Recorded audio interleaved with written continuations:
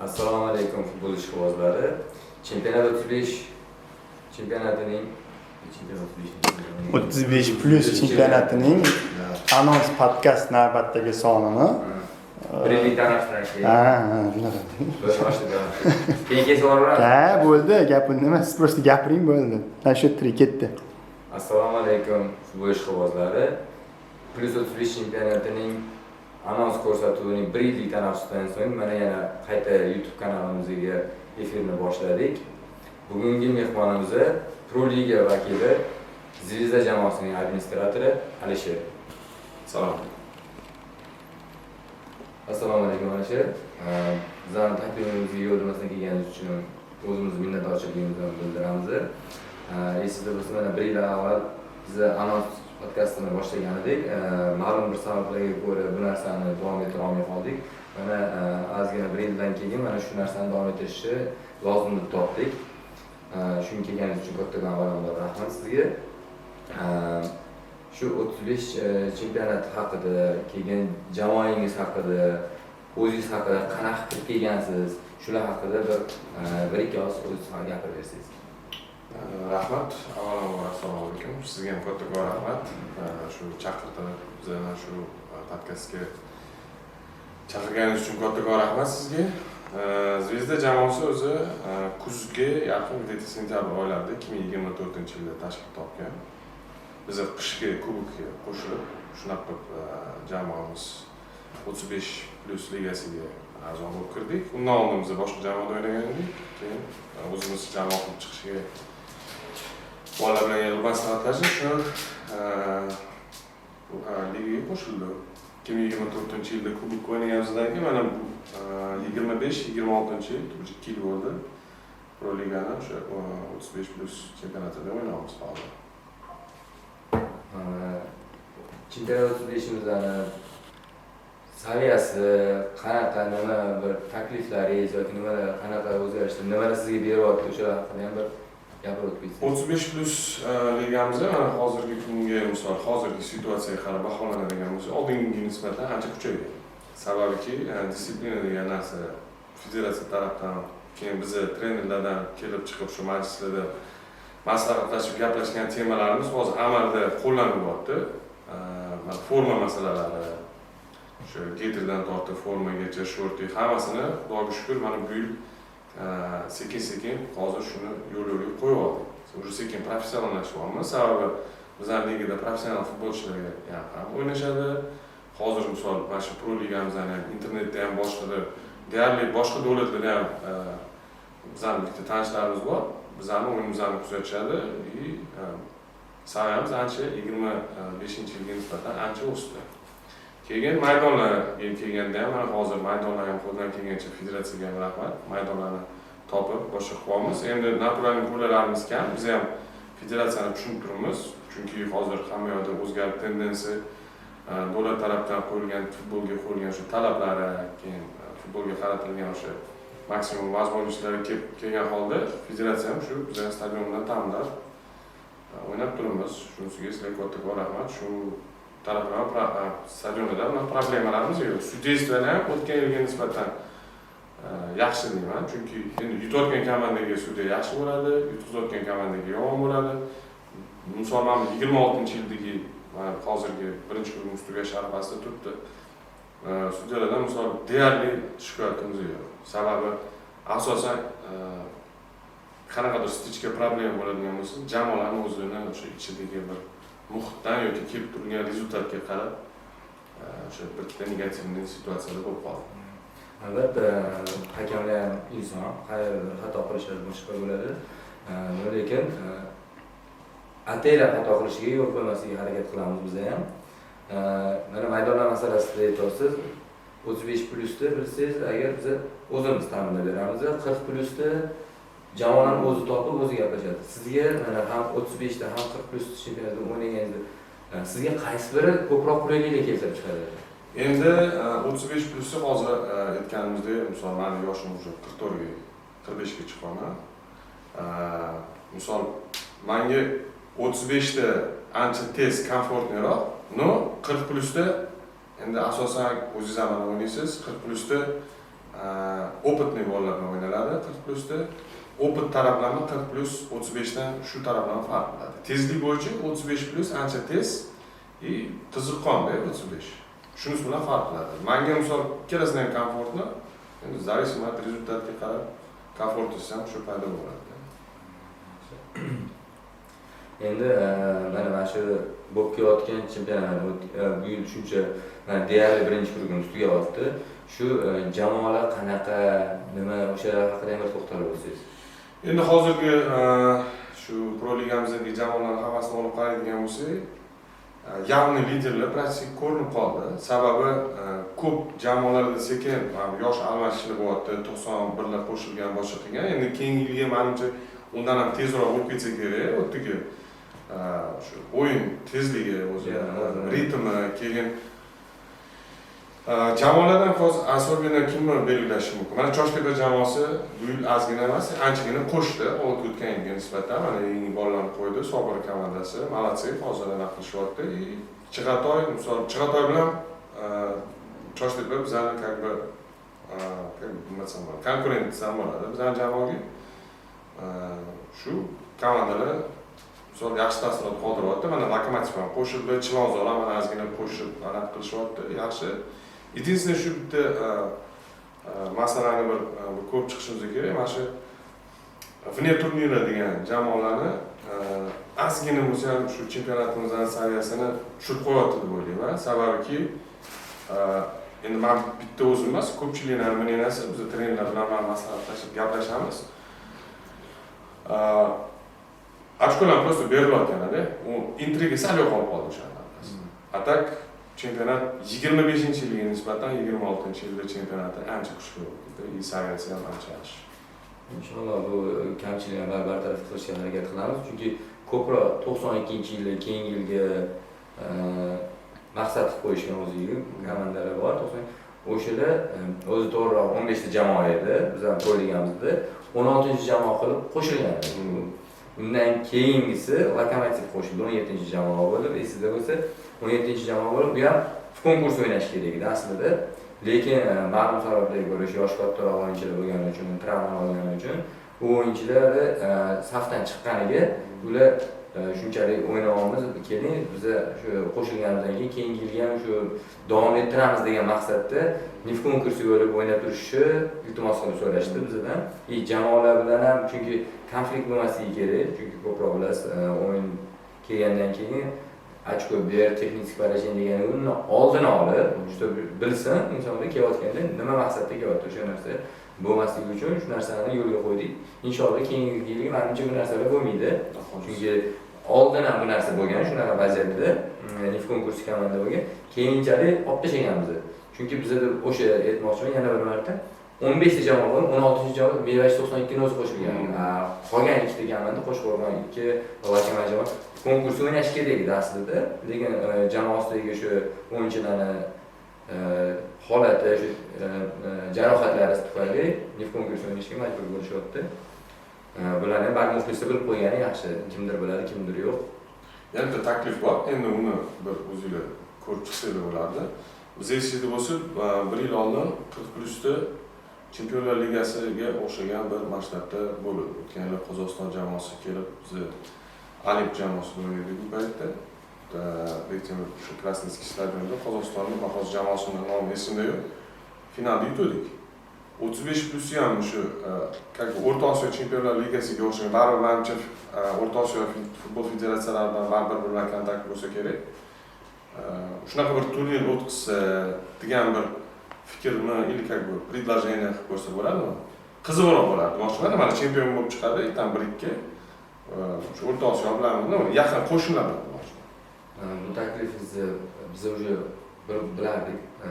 Chunki bizda уже planimizda bor bu yilga. Hali ommaga e'lon qilmagan edik. Kimdir bilar, balki kimdir bilmas bu narsani. Sentyabr, oktyabr oylarida respublika bosqichi bo'ladi. O'shanga 35 pul, mana 40+ da respublika bosqichi bor, 50+niki bor, 60+ respublika bosqichlari bor. Shu narsani 35imiz juda ham hozir rivojlangani uchun, takliflar, jamoalar ko'p, futbolga chanqoq futbolistlar ko'pligi uchun respublika bosqichini o'tkazmoqchimiz. Toshkentda inshaalloh bo'lib o'tadi bu narsa. Biza o'sha har bir viloyatdan imkoniyati bor, qaysi komanda 35+ yig'ib olsa, o'shalarni Toshkent shahariga final bosqichiga turnir qilib chaqirmoqchimiz. Keyin buni har yili muntazam qilib borishga harakat qilmoqchimiz. Xudo xolasa bu narsa ham planda bor. Qozog'iston, Qirg'iziston, Tojikistondan ham jamoalar chaqirish kerak. Sekin-sekin bu narsa etapma-etap, chunki 2021-yil mana o'zim kirib kelganman. Bu chempionatga ochilish o'sha 2001-yil ochilgan, karantindan keyin mana 5 yildan beri davom etib keldi. Oldin o'zi futbolchi bu ishda o'ynab kelgan bo'lsa, sekin-sekin bu administratorlikga shu narsani boshqarishga va Toshkent shahar futbol assotsiatsiyasiga ishga taklif qilishdi. Shu yerdan boshlab mana o'zim qo'l ostimga olib o'shani administratorga olib, xudo xolasa sekin-sekin hamma narsani rivojlantirib borishga harakat qilamiz. Albatta bu narsalar ham ko'zda tutilgan. Shuni bo'lishi. Mana bilsangiz, mana o'sha Pro Ligamizda 14-tur bo'lib o'tdi. Endi bu yerda to'rtinchi konkurs komandalar o'ynadi. Qaysi o'yinda masalan sizga ajablanarli tuyuldi, qaysi kutilmagan hisoblar bo'ldi, qaysi jamoalar kutilmagan tepada, qaysi jamoalar kutilmaganda pastda, bu orada mana baribir o'tgan yilga bugunga nisbatan kimdir kuchayish bo'lgan, kimdir pasayish, mana aytdingiz shu Choshtepa jamoasi. O'tgan yil juda ham chempionligiga harakat qilgan jamoa emas. Bu yil mana juda ham bir tartibli, intizomli o'ynab, birinchi o'rinda olib borishadi. O'shanga shunaqa jamoalar haqida bir o'zingiz fikrlaringizni bildirib o'tsangiz yaxshi bo'lardi. Choshtepa jamoasi misol bizga banga lishni o'zimga begona emas. Zvezda jamoasida o'ynashimizdan oldin Choshtepa jamoasida o'ynaganmiz biz.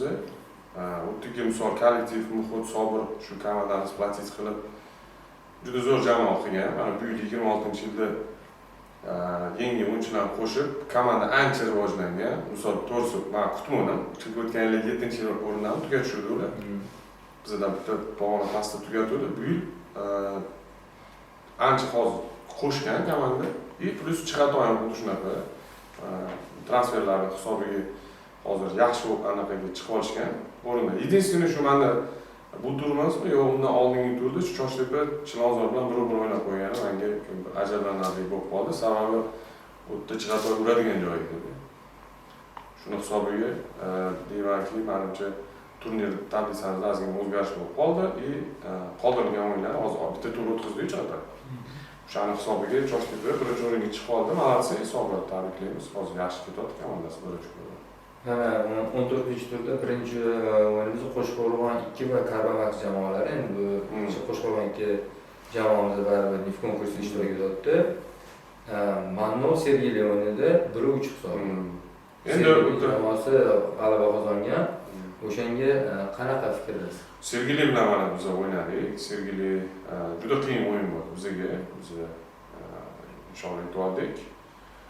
Sergeli o'pib o'ynaydi. Endi Manno ham yomon komanda deyolmayman. Boshida ozgina qo'shishdi, hozir ozgina tashlab yubordi. O'sha o'tgan yildagi pozitsiyada bo'lib qoldi komandasi.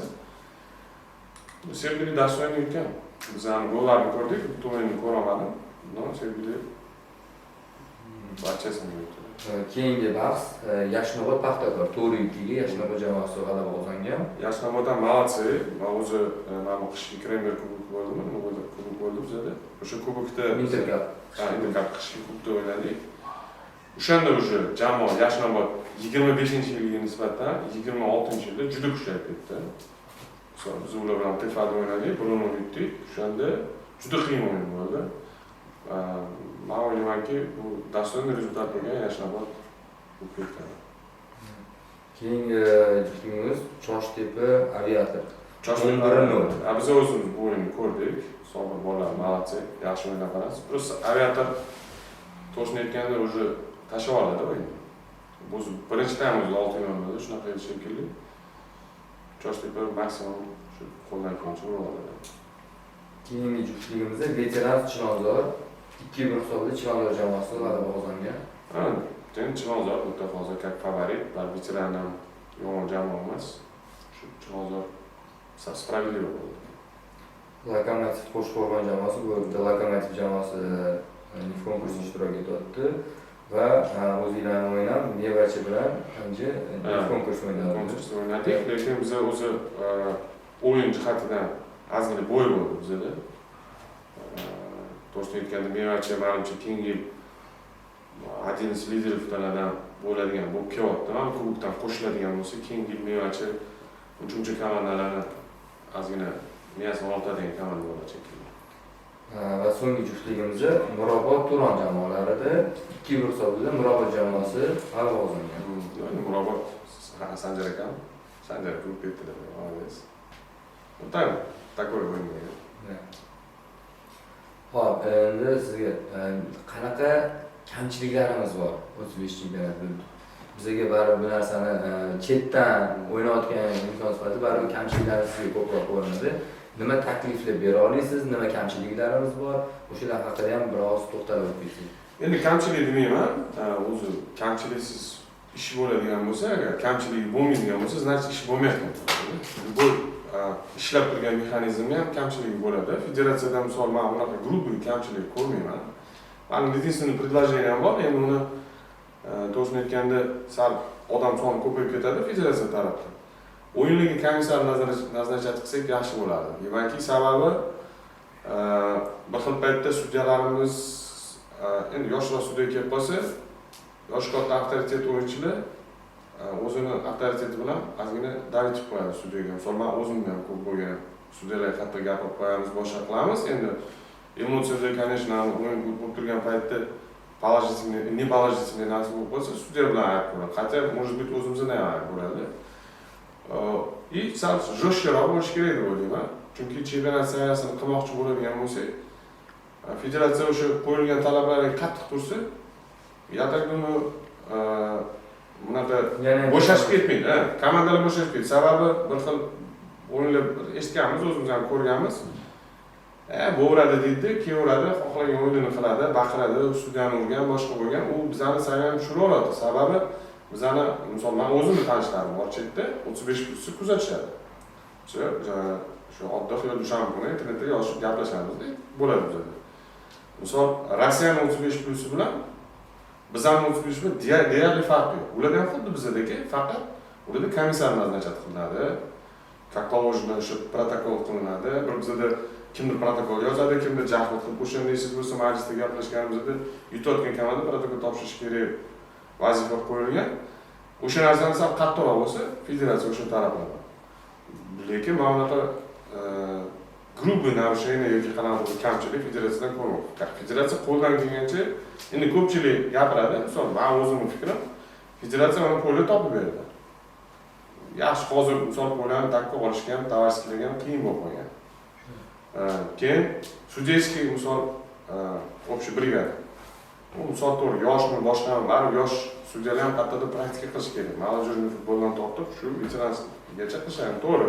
Ularning saviyasiga ham bog'liq. Men shu единственный aytganim shu bitta komissar qilsak yaxshi bo'lardi deb aytdim. Sababi kelib turib sudya bilan boshni ortmaslik, keyin ikkita trener bilan gap so'z bo'lmasdi. Komissar bilan вопросimizni решать qilardik, bo'ldi. Komissar как aytsam bo'ladi, справедливо решение принимать qilsa, sal jo'shqaroq qilish kerak mashinalar. Federatsiya sal qattiqroq tursa komandalarga, bizda chunki sal qizishib ketgan odatlarimiz bo'lib qolgan oxir paytda. Chunki hamma ishdan keladi, negativ bo'ladi, boshqasi bo'ladi. Ishdan chiqib kelib, hatto shu yerda ozgina g'uborlarni chiqarib olishimiz kerak. Albatta shunaqa narsalar. Endi nima deydi? Xafa bo'lmaysizlar, misol orada endi men o'zimning jamoamga aytaman, agar bizning jamoamizdan qanaqadir bu narsa kamchilik bo'lgan bo'lsa, biz uzr so'raymiz har doim. Biz zamiz, federatsiya zo'r bo'lib ketsa, kelajakda o'zimizdan o'sha 35 chempionatimiz ham rivojlansa, o'zimizga ham mazza o'ynaymiz. 40 dan xuddi shunaqa desa ham bo'ladi почти. Mana qishki kuboklarimiz ham bor, bilsangiz, qishki kuboklarda nimadirlar kamchiligi bormi o'tda ham yoki nimadirlar o'zgartirish yoki boshqacha mana o'zingizda bo'lsa 2021-yil boshqa formatda qildik, 2024-yil undanda boshqacha formatda edi. Bu yil qishki formatimizni qanaqa qilganimiz sizga ko'proq taklif bera olasiz. O'sha yangi liga chempion formatida qurish kerak, o'sha zo'r bo'ladi. Chunki sababani gruppovoy bo'ladigan bo'lsa, birinchidan cho'zib ketadi. Ancha vaqt oladi. Mana bu yangi liga chempion formatidan qilib qilgan chempionatingiz zo'r bo'ldi. Haqiqatan ham hozir siz aytganingizdek, mana shu 1 dan 8 gachamada jamoalar o'sha Pervis birinchi setga kelinishga harakat qiladi-da chempionat. 1dan 16, Ha. 16dan 32gacha. Ha, u pastdagi jamoa ozgina nima bo'ladi, stimul bo'ladi chiqishga, misol 8-likka kirishga yoki qanaqadir kirishga, потом жеребьевкада sal osonroq bo'ladigan niyatda aytdim.